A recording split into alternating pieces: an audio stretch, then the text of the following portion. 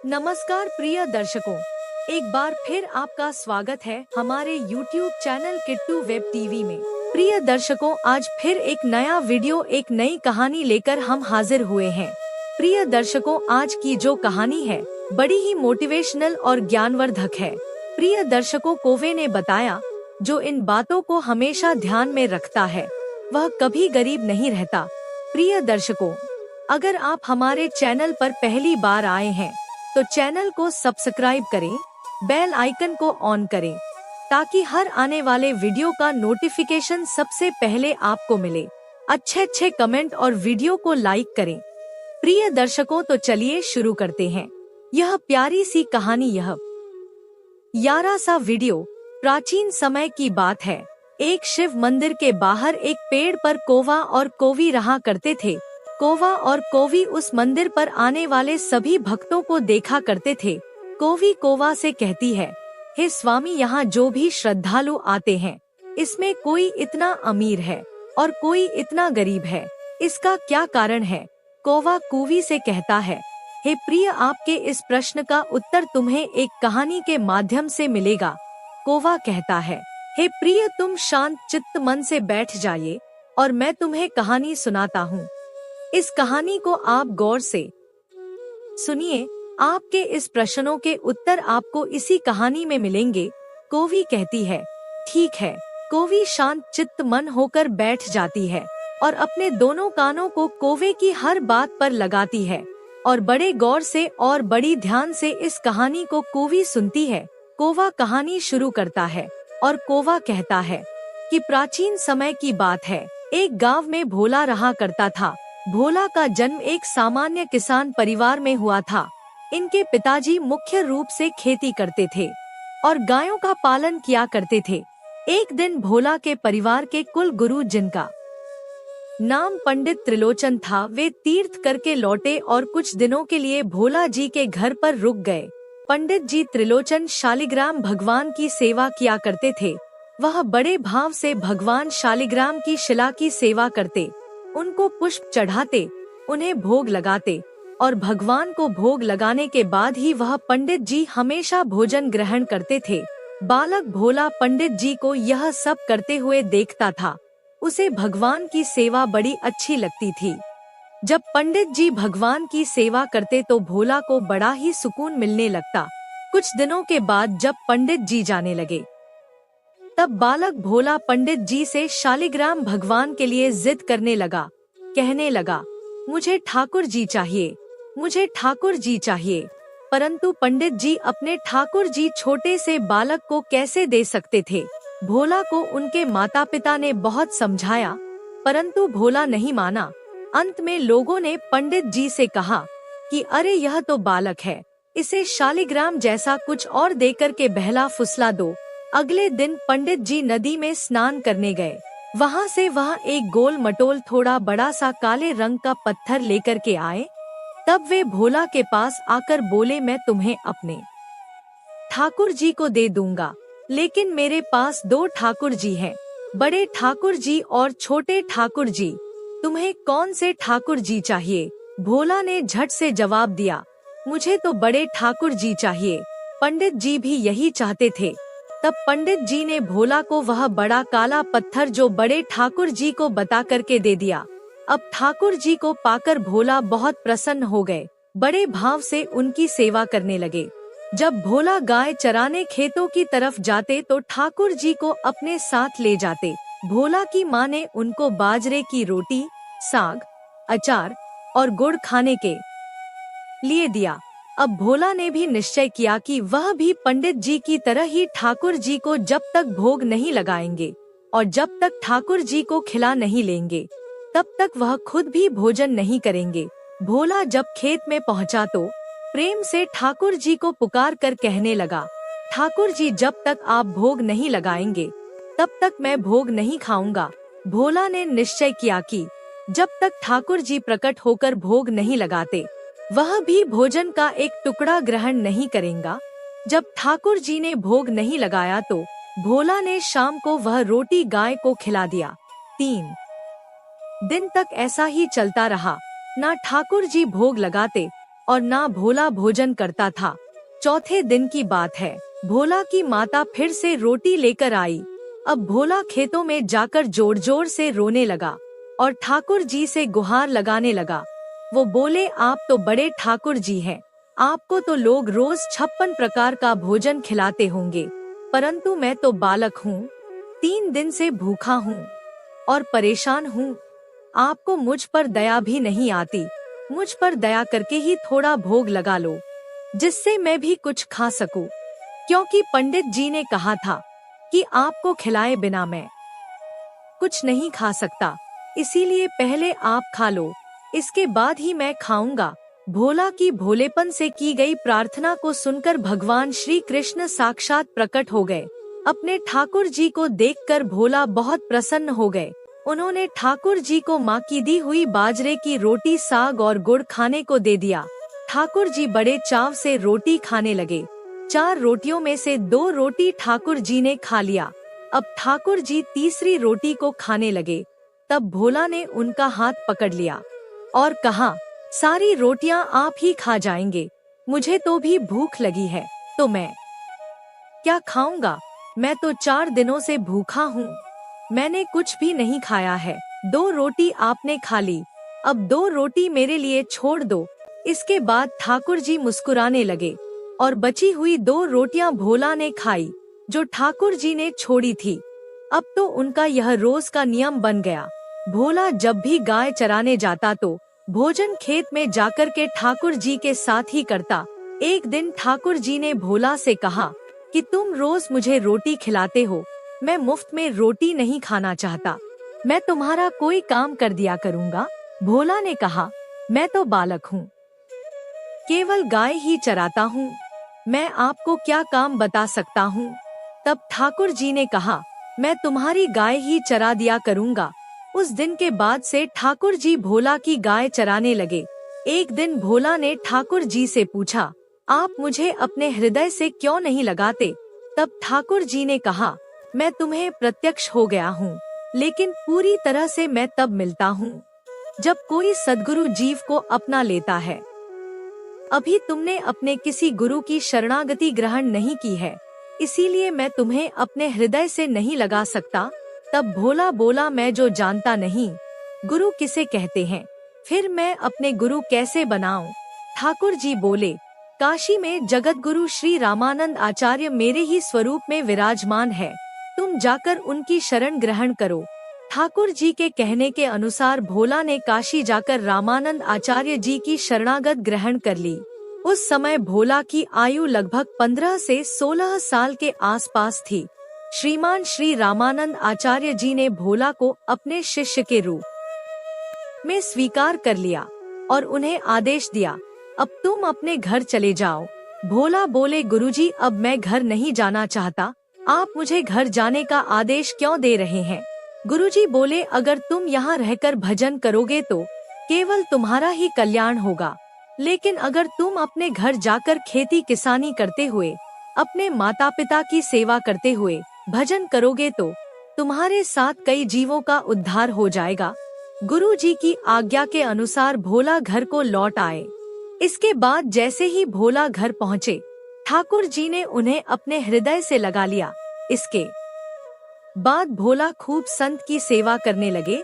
जब भी उनके गांव में कोई साधु संत आता, भोला उन्हें अपने घर में ले आते और बड़े प्रेम से उनकी सेवा करते, उन्हें भोजन खिलाते थे। संतों की सेवा करने के कारण अब उनके घर दूर दूर से साधु संत आने लगे। भोला उन सभी का बड़े प्रेम से सत्कार करते और उन सभी को भोजन खिलाते। एक दिन की बात है, भोला के पिता ने भोला से कहा, देखो हम लोग ग्रस्त हैं, यदि महीने में एक आध बार कोई साधु आ जाए तो हम उसकी सेवा भी कर दें और उन्हें भोजन भी करवाते, लेकिन तुम्हारी इन साधुओं से ऐसी दोस्ती हो गई कि हर दूसरे दिन कोई ना कोई साधु चला आता है और अपने साथ 1-2 और को भी ले आता है। यह ठीक नहीं है। हम अपनी खेती बाड़ी का काम करें या इन साधुओं की सेवा करें। तुम तो अभी बालक हो, कुछ कमाते नहीं हो, तुम्हारा पालन पोषण भी हम ही करते हैं और ऊपर से तुम साधुओं को बुला लाते हो। इस प्रकार इन निठल्ले साधुओं की सेवा करना ठीक नहीं है। इसलिए एक बात कान खोलकर सुन लो, आज के बाद यदि तुम किसी साधु को लेकर के घर को आए तो मैं तुम्हें घर में नहीं घुसने दूंगा। तुम्हें अगर साधुओं की सेवा करनी है तो पहले कुछ कमाई करो, फिर अपनी कमाई से साधु की सेवा करना। पिताजी की बात को सुनकर भोला उदास हो गया और चुपचाप खड़े हो गया। तब पिताजी ने भोला को डांटते हुए कहा, आज के बाद किसी साधु को घर में लेकर के मत आना और जाओ खेत में गेहूं बो करके आ जाओ। खेत तैयार है, बोरी में गेहूं का बीज रखा है, इसे बैलगाड़ी में लादो और ले जाओ और खेत जोतो। भोला ने बैलगाड़ी में गेहूं रखा और खेत में बोने के लिए चल दिए। भोला थोड़ी ही दूर चले थे कि उन्हें मार्ग में कुछ साधुओं की टोली आती दिखाई दी। भोला ने बैलगाड़ी से उतरकर उन साधुओं को साष्टांग प्रणाम किया। संतों ने भोला को आशीर्वाद दिया और पूछा, बेटा इस गांव में भोला का कौन सा घर है? सुना है वह जगत गुरु रामानंद आचार्य के शिष्य हैं और बहुत छोटी सी उम्र में उन्होंने भगवान का दर्शन प्राप्त कर लिया है। हम भी उनका दर्शन करना चाहते हैं। यह सुनकर भोला संकोच में पड़ गए और वह हाथ जोड़कर बड़ी विनम्रता से बोले, महाराज मुझे ही भोला कहते हैं। संत बोले, भगवान ने बड़ी कृपा की, हम जिनसे मिलने आए थे वह यही मिल गए। निश्चित आप ऐसे ही भक्त हैं जैसा आपके विषय में सुना था। कितनी विनम्रता है। आप में चलिए आपके घर चलते हैं, वहीं बैठकर आपसे चर्चा करेंगे और ढेर सारी बातें करेंगे। भोला ने सोचा, अभी पिताजी ने साधुओं को घर लाने से मना किया है, यदि मैं खेतों में बीज बोने के बजाय इन साधु संतों को घर ले गया तो पिताजी आसमान सिर पर उठा लेंगे और इन साधुओं को भी भगा देंगे। तब भोला कुछ विचार करके बोले, महाराज अभी घर में कोई नहीं है, मैं भी खेतों की तरफ जा रहा हूँ, आप भी मेरे साथ वहीं चलिए। संत बोले, ठीक है, हमें तो आपसे मिलना था और आप जहाँ भी ले चले हम वहीं चलेंगे। फिर भोला उन सभी को खेत पर लेकर के चले गए। खेत में एक पेड़ के नीचे बने चबूतरे पर साधुओं को बैठा करके बोले, महाराज आप यहीं पर कुछ देर तक विश्राम कीजिए, तब तक मैं आपके लिए भोजन पानी की व्यवस्था करता हूँ। इतना कहकर भोला वहाँ से बैलगाड़ी लेकर के चले गए। बैलगाड़ी लेकर भोला सीधे बनिया की दुकान पर पहुँचे। वहाँ पर उन्होंने बैलगाड़ी में जो भी बीज गेहूं खेत में बोने के लिए रखा था उसे बनिया को बेच दिया और उसी से दाल चावल चूरमा और जो भी उससे बनने वाला पदार्थ था सारा सामान खरीद लिया। सामान लेकर भोला खेत पहुँचे। वहाँ पर संतों के साथ मिलकर बहुत बढ़िया दाल बाटी और चूरमे का प्रसाद बनाया। भगवान को भी भोग लगाने के बाद बड़े प्रेम से संत और भोला बैठकर के भोजन किया। इसी बीच भगवान की चर्चा भी होती रही। संतों को भोजन करवाने के बाद बड़े प्रेम से भोला ने उनको विदा कर दिया। संतों के जाने के बाद भोला सोचने लगे कि बीज वाले गेहूं को तो बेच करके मैंने संतों को भोजन करा दिया, अब खेत में क्या बोया जाए। अगर पिताजी बीज मांगेंगे तो मैं कहां से बीज लाकर दूंगा, और यह खेत में कुछ पैदा नहीं हुआ तो मैं पिताजी को कौन सा जवाब दूंगा। यही सोच करके भोला ने बोरियों में रेत भरी और आसपास के लोगों को दिखाने के लिए उसी रेत को वह खेत में बोने लगे। सुबह से शाम तक सारी बोरियां जो रेत की बनाई थी, भोला ने जो बोरियों में रेत को भरा था वह सब खेत में छिड़क दी। आसपास के खेतों के किसान देख रहे थे कि भोला खेतों में गेहूं बो रहे हैं, परंतु वह खेतों में रेत बो रहे थे। खेत बोने के बाद भोला बड़े प्रसन्न मन से घर की ओर चल दिया। वह सोचने लगा, खेत में तो कुछ उगना नहीं है तो देखभाल भी नहीं करनी पड़ेगी। और पिताजी ने पूछा, खेत बो आए? भोला जब घर पहुंचा तो बोले कि पिताजी मैं खेत को बो आया हूँ। कुछ दिन बीते, भोला के पिताजी और गांव के कुछ बड़े बूढ़े लोग भोला के पास आए और बोले कि तुमने कैसा खेत बोया है, ऐसी फसल तो हमने अपने जीवन में आज तक नहीं देखी। ऐसा लगता है जैसे गेहूं का एक एक दाना नाप नाप करके एक समान दूरी पर बोया गया है और सारे ही दाने उगाए हैं। इतनी सुंदर फसल तो हमने आज तक नहीं देखी। यह सब तुमने कैसे किया? भोला सोचने लगा, सब लोग उनको ताने मार रहे हैं, खेत में कुछ उगा नहीं होगा, इसीलिए ऐसी बातें सब कह रहे हैं। तब भोला आश्चर्यचकित होकर कि स्वयं खेत पर जाकर के देखा तो वहां जाकर के जब पहुँचे तो बड़े ही आश्चर्यचकित हो गए। उन्होंने देखा कि जिस खेत में उन्होंने रेत बोई थी वहां पर फसल उगी थी और यह सुंदर फसल उन्होंने भी कभी नहीं देखी थी। फसल को देखकर भोला को भगवान की कृपा का एहसास हुआ और उनकी आंखों से आंसू निकल आए।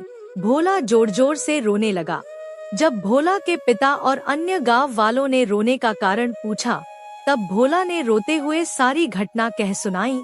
भोला बोले, पिताजी, जब आपने संतों को घर लाने के लिए मना किया था और खेत बोने के लिए गेहूं दिया था, उसी दिन मुझे मार्ग में कुछ संत मिले। मैंने उन संतों को अपने घर में नहीं लाया और खेत पर ठहरा करके जो भी बीज मैंने बोने के लिए गेहूं लिया था वह सब बनिया की दुकान पर बेच करके मैंने संतों को भोजन करवा दिया। इसके बाद मैंने लोगों को दिखाने के लिए खेत में रेत को बो दिया। फिर यह फसल कैसे उगाई मुझे नहीं मालूम।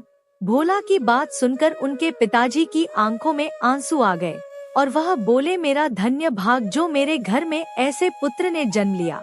आज के बाद हम तुमको रोकेंगे नहीं। खूब साधु को बुलाओ, संतों की सेवा करो, हम तुम्हें अब कभी मना नहीं करेंगे। आज से मैं भगवान की भक्ति किया करूँगा और तुम्हारे साथ संतों की सेवा करूँगा। इसके बाद भोला और उनके परिवार वाले खूब संतों की सेवा करने लगे।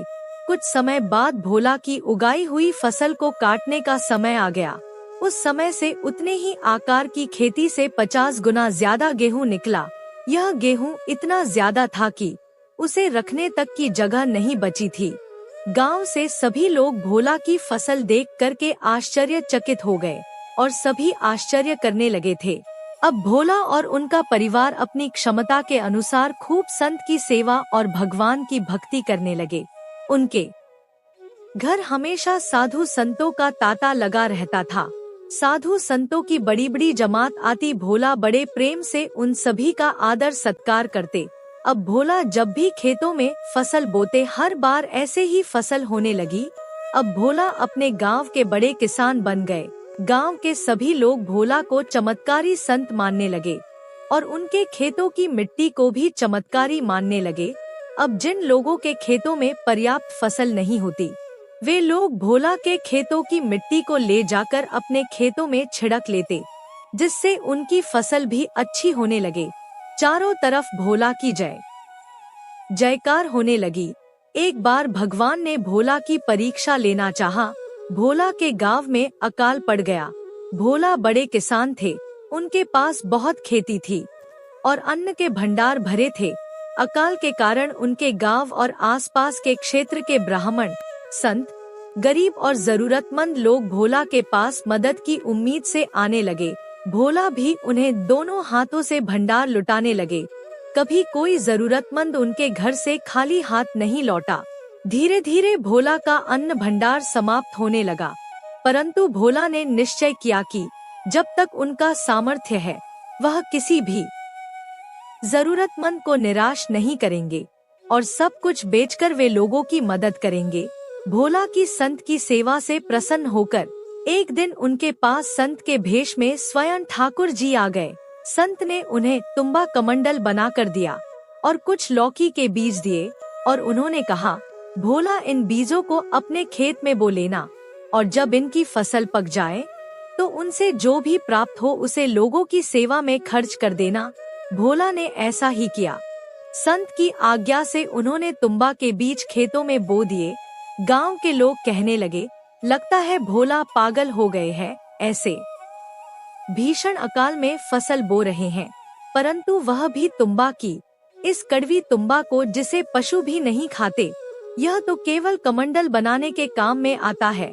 ऐसी फसल यदि उग भी गई, पैदा भी हो गई, तो उसका क्या फायदा होगा। परंतु भोला ने संत के कहने के अनुसार अपने खेतों में तुम्बा लौकी के बीज बो दिए। कुछ दिन बाद तुम्बा की फसल उगाई। सभी लोग आश्चर्य करने लगे, ऐसी भीषण अकाल में बिना पानी के कोई फसल कैसे उग सकती है। कुछ ही दिनों में भोला का खेत हरा भरा हो गया। इसी बीच भोला जरूरतमंदों की सेवा करते रहे। भोला ने अपना सारा अन्न भंडार लुटा दिया। उनके घर में जो भी फसल के बीज रखे थे वह सब उन्होंने संतों को भोजन के लिए दान कर दिया। अब उनके पास अपने परिवार के गुजारे के लायक भी अन्न नहीं बचा था। गांव के लोग कहने लगे, बड़ा मूर्ख है जो सारा अन्न लुटा दिया, अपने परिवार के लिए कुछ भी नहीं रखा और इसलिए फसल में बोई तो तुम्बा जिसे कोई खा भी नहीं सकता। भोला को लोगों की बातों से कोई फर्क नहीं पड़ा। वह तो भगवान का नाम लेते रहते और लोगों की मदद करते रहते। एक दिन ऐसा आया जब भोला के खेतों में लगी फसल पक गई। उनके खेत में बड़े बड़े तुम्बा के फल दिख रहे थे। भोला ने सोचा अब दान करने को तो कुछ भी है नहीं, अब इन तुम्बा से कमंडल बनाकर संतों को दिया करेंगे। भोला खेतों में लगे सभी तुम्बा के फल तोड़कर घर को ले आए। घर आकर जैसे ही उन्होंने एक तुम्बा को कमंडल बनाने के लिए काटा तो उन्होंने देखा कि तुम्बा हीरे मोती जवाहरात और कीमती रत्नों से भरा हुआ था। तुम्बा को कीमती रत्नों से भरा हुआ देखकर वह आश्चर्यचकित रह गए। उनके पास तो तुम्बा की पूरी फसल थी। उन्होंने देखा सभी तुम्बा में ऐसे ही कीमती रत्न भरे हुए थे। अब उनके पास इतने कीमती रत्न और जवाहरात हो गए जो किसी राजा के पास शायद भी ना हो। इस चमत्कार को देखने के बाद भोला को उन संतों की याद आई जिन्होंने उन्हें तुम्बा के बीज दिए थे। वह संत ने कहा था कि इस फसल से जो भी प्राप्त हो उससे लोगों की सेवा करना। अब भोला उस धन से लोगों की सेवा करने लगे। फिर वह दोनों हाथों से लोगों की मदद करने लगे। उस समय वह अकाल कई वर्षों तक चला। उस समय भोला ने अपने घर में और आसपास कई गांव में लंगर शुरू करवा दिया। आसपास के सैकड़ों गांव के लाखों लोग वर्षों तक भोला के लंगर में तीनों समय का भोजन किया करते थे। भोला ने अपने जीवन में कई मंदिर, बावड़ियां, तालाब और धर्मशाल भी बनाए थे और हर तरह से साधु संत और जरूरतमंद लोगों की मदद करते थे। लोग भोला को भोला सेठ कहकर बुलाने लगे। भोला जैसा धनी आज तक कोई नहीं हुआ। वह धन और मन दोनों से धनी थे। प्रिय दर्शकों, कोवा कूवी से कहता है कि हे प्रिय, यदि भगवान की कृपा जिस व्यक्ति पर हो जाए और उनका आशीर्वाद जिनको प्राप्त हो जाए, उनके लिए जीवन में कुछ भी असंभव नहीं होता, सब संभव हो जाता है। भगवान की कृपा भोला पर बनी और भोला भोला सेठ बन गया। प्रिय दर्शकों, यह कहानी आपको कैसी लगी कमेंट करके जरूर बताना और कहानी यदि आपको अच्छी लगी है तो वीडियो को एक लाइक करके चैनल को सब्सक्राइब करें। नमस्कार, धन्यवाद।